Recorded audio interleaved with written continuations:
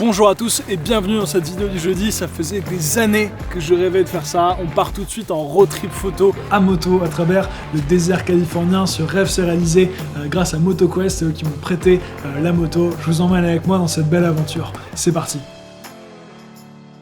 On arrive donc à Los Angeles. C'est l'occasion de pouvoir passer quelques jours dans la famille d'Elodie, ma copine. It's a 66 Mustang. It's fast. Only at night. You ready? Let's go. Let's light them up. You ready?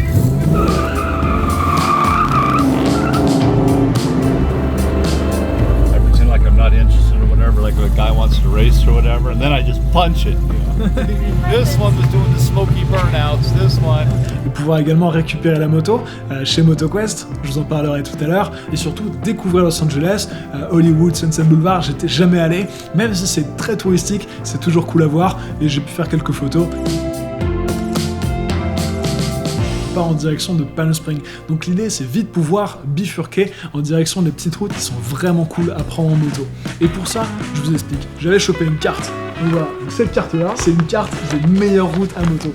Vous voyez ce qui est surligné ici, c'est les routes qui sont les plus cool à prendre. Les routes en rouge, les routes en orange, c'était mon objectif. J'ai essayé de faire le trajet en fonction de ces routes pour à chaque fois passer par des routes qui sont cool et qui sont recommandées par cette carte des routes de moto. Je voulais aller dans le désert, en fait je me les ai perdus. Et c'est incroyable à quel point tu changes de paysage, de végétation. Je me suis fait transporter sur cette petite route qui a duré quoi, 1 heure. Est-ce que vous avez vu ça? C'est juste magnifique. C'est ouf. On a traversé la réserve de San Bernardino et franchement en 78 miles, on a eu de la neige, des rochers énormes. Là on commence à arriver dans le désert. On a Palm Springs qui est juste en bas. Let's go!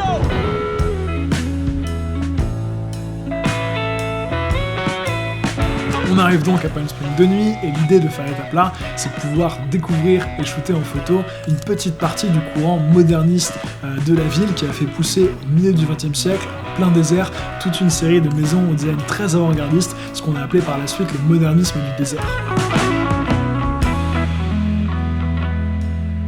Je réalise donc quelques poses longues de nuit avec justement ce petit 20 mm 1.8 de chez Sony qu'on m'a prêté, c'est l'occasion de pouvoir le tester.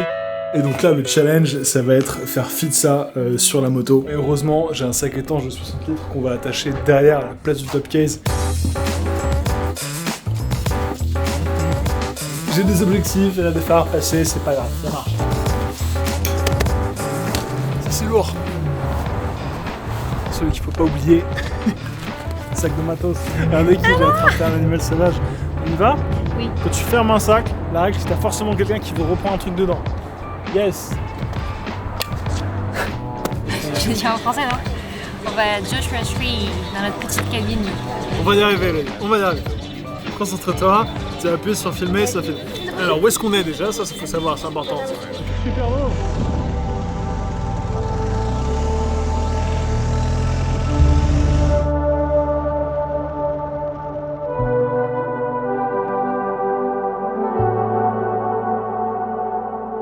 Un champ d'éoliennes au coucher du soleil, c'est juste magnifique. Je m'arrête dans un petit village pour pouvoir justement faire un peu de drone et immortaliser la séquence. Une sorte de vieux roublard avec un sweet Harley Davidson qui sort nous voir, clope au bec, il la mâchonne. Il mâchonnait autant sa clope que ses mots parce que je comprends même pas quand il me dit « Est-ce que tu veux des outils ?» Et là je m'en veux un peu parce que ma première pensée ça a été « Merde, qu'est-ce qu'il vient me chercher quand moi je suis là ?» Je suis pas forcément habitué à autant de gentillesse et c'est vrai que pendant tout notre trip on a été hyper bien accueillis partout. Les Canaries, ça a été 100% de rencontres hyper positives. Faut pas faire de généralité, il y a des gens cool et moins cool partout, mais globalement on a fait que des belles rencontres et c'était hyper chouette. On rattrape donc le retard la nuit, je commence à comprendre que le trip ça va être profiter de la journée et rouler comme des tarés la nuit, bon, respectant bien sûr les limites de vitesse. D'ailleurs ça faut qu'on en parle, aucun américain ne respecte la limite de vitesse en Amérique. C'est 55, tout le monde est à 75, 80. Bon moi très bien, s'il y a des mecs qui sont plus rapides que moi, c'est que je peux y aller, traffic speed, j'ai trouvé ça ouf, je me suis dit ça c'est un pays pour moi, il n'y a pas de radar, les flics adorent faire des courses poursuites, parfait. Et Hello nous avait donc trouvé une petite maison sur Airbnb perdue en plein désert, un spot de rêve. Mais comme c'est en plein désert, c'est des pistes de sable pour y accéder. Et là, quand t'arrives avec la fatigue de la journée, chargé avec tes gros bagages, avec quelqu'un derrière, il faut pas faire tomber l'ensemble, tu te mets debout sur tes repose-pieds, et là, t'es pas serein, mon gars. Au petit matin, un lever de soleil de fou, j'en ai rarement vu des comme ça, toutes les nuances de couleurs dans le ciel. Devant, il y a la R250 GS qui dort calmement, sereinement, mieux que moi d'ailleurs. Bon, il faut que je parle de la moto avec laquelle on voyage. C'est une R1250 GS de chez BMW, modèle 2019 je crois. Ça faisait super longtemps que je voulais rouler avec. Elle m'a été prêtée par MotoQuest. MotoQuest, c'est une compagnie qui organise des tours guidés et qui loue des motos dans près de 20 pays. Ils ont commencé en 98 en Alaska. Ils ont une flotte de près de 100 motos. C'est des gars hyper sympas. Celle-là, je l'ai récupérée à Long Beach, à Los Angeles. Ils font des bruits bizarres, les oiseaux ici. Ah ouais, c'est un oiseau, t'as vu? Leur shop est très sympa, il y a tous les drapeaux qui leur ont été ramenés de tous leurs riders. Si vous voulez vous faire un truc comme ça, pensez à MotoQuest, ils font du super taf.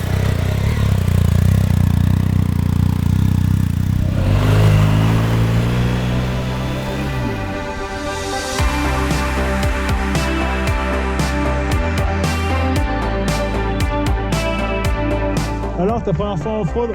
Donc là, le plan de la journée, c'est pouvoir traverser le parc national de Joshua Tree. C'est un lieu qui est un peu également mythique pour la grimpe.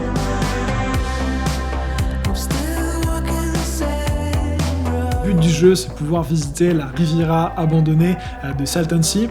Pareil, c'était un lieu très prospère à l'époque et les eaux ont été polluées. Tout le monde s'est barré parce qu'il n'y avait plus de business à faire là-bas.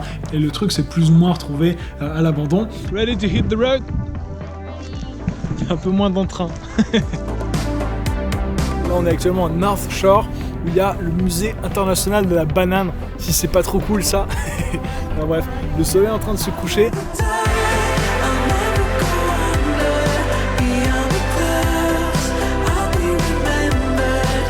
Il y a toujours Bombay Beach, c'est un spot assez marrant à visiter, un peu cette atmosphère Fallout post-apocalyptique qui est assez sympa à retrouver. Tu vois, moi ce que j'aime bien avec les Quinry, c'est que la Riviera elle est polluée, abandonnée, voilà, totalement destroy. Mais ils ont quand même le sens du business, c'est-à-dire qu'ils rassemblent un peu les voitures destroy qui ont un peu une bonne gueule, les enfants de driving. Driving, c'est un cinéma dans lequel tu viens avec ta voiture pour mater un film.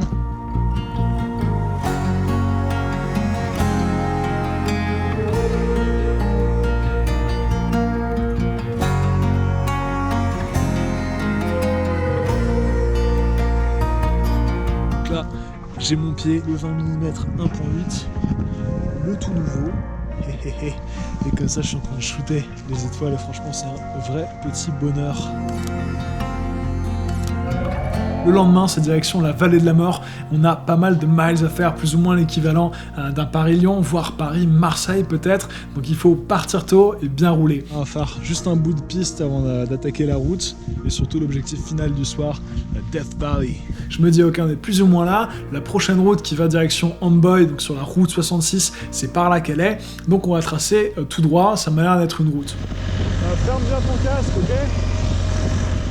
Très mauvaise idée parce qu'en fait on est dans le désert, donc plus ou moins si tu traces tout droit c'est que des pistes de sable. Donc là je fais 5 miles sans trop m'en rendre compte et on se retrouve perdu. Non, normalement après c'est mieux, mais ouais. Embourbé dans une piste de sable, donc embourbé c'est un mot, ça roule toujours mais avec les bagages et justement Hello derrière, je suis pas hyper serein parce que justement j'ai pas mal de responsabilités, en plus la moto est pas à moi, c'est un prêt. Donc pour rouler dans le sable apparemment c'est comme pour rouler dans la boue, il faut maintenir une accélération constante et puis laisser les motos faire parce que plus tu vas vite, plus tu as justement de l'équilibre qui se met en place. Par endroits la piste est bien damée, ça roule bien et d'autres le sable est vraiment meuble et c'est pas rassurant. Bon voilà, les pistes de sable c'est fini, j'espère pour aujourd'hui et on se dirige en direction de Amboy.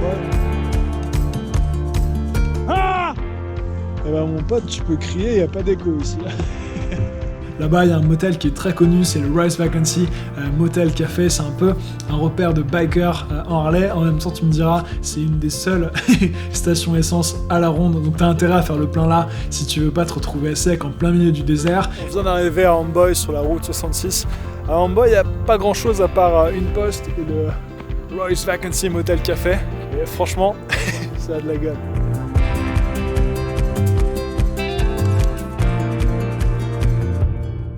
Donc là on va prendre une petite portion de la route 66 avant de bifurquer au nord en direction de la Death Valley. Et ensuite on attaque la route 66, une petite portion malheureusement parce qu'elle est fermée.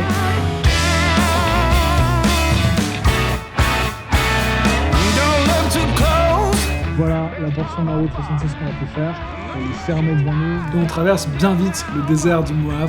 Et là, c'est des paysages magiques qui nous attendent. Regardez ça, tout là-bas à l'horizon, c'est les dunes de sable. La route s'étend à perte de vue. J'avais jamais été dans un désert, j'avais jamais pu avoir mon regard qui se perdait autant à l'horizon. Et c'est vraiment une sensation d'apaisement, d'isolement, et pouvoir rouler sans croiser personne pendant 2 heures sur une route qui part comme ça à l'horizon avec des montagnes un peu bleutées, c'est un spectacle de fou. J'avoue, j'avais un peu peur qu'on tombe à la cour de gasoline. Alors, j'espère que c'est ouvert en fait là, parce que... Fill it up with $15 of Supreme 91. That's so shown. How's the ride going? Perfect, right? Awesome. Enjoying it, am I right? Yep. Am I right? 5 heures de route. Ah, c'est mon vibromasseur qui s'est mis en route dans le sac. Oh putain non, c'est mon rasoir. Mais bien là, ça fait un petit support pour le dos, hein. Non? Ça va tout raser les affaires. Non. Paul. On n'a pas le temps!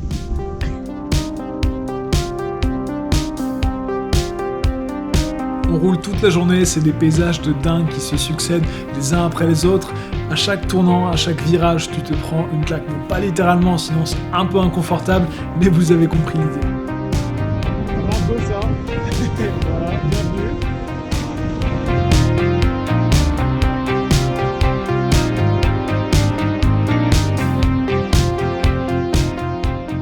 Juste à temps pour pouvoir se réaliser une petite photo sur Zabriskie Point, au tout début de la Death Valley. Donc là, le soleil s'est couché et on profite des derniers rayons de lumière pour faire ces photos. Et là, je peux enfin tester l'A7R4. Donc on est sur 60 mégapixels du RAW non compressé et j'ai monté dessus un 35 1.4. Situation de basse luminosité comme ça, c'est pas mal. Je regarde ce que ça donne. Ok, c'est pas mal, c'est très bleu, c'est ce que j'aime bien ça. On va se refaire une un peu plus éclairée pour pouvoir les mélanger au pire du pire.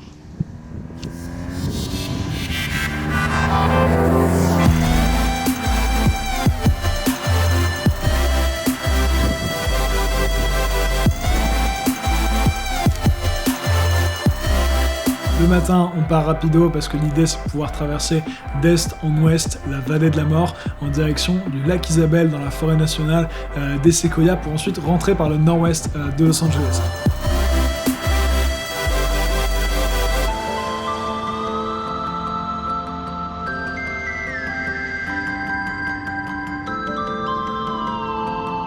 Non mais ces routes, est-ce qu'on parle de ces routes? Waouh, j'en ai croisé plein de gangs de motards là, dans Harley, c'était trop beau.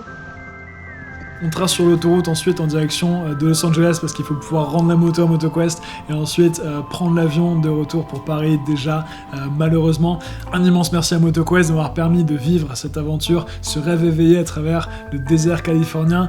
J'espère que les photos, les vidéos retracent un tout petit peu l'immense kiff que c'était de pouvoir traverser ces paysages. Vous l'aurez compris, c'est la fin de cette vidéo. J'espère que les photos et la vidéo, ce format un peu différent, vous auront plu. Si vous voulez récupérer, télécharger les photos, c'est sur Tipeee que ça se passe. Ça vous permet de nous soutenir et nous de continuer cette belle aventure. Je serai demain en live sur notre Twitch, It's the Road Live, pour justement vous montrer comment j'ai retouché les photos du trip. On pourra parler photo, workflow et pas que. L'idée, c'est une discussion, c'est de pouvoir interagir justement en live. Je compte sur vous pour être présent. Pour les autres, je vous dis à jeudi prochain, 18h pour la prochaine vidéo. Entraînez-vous bien, portez-vous bien, et à jeudi. Ciao!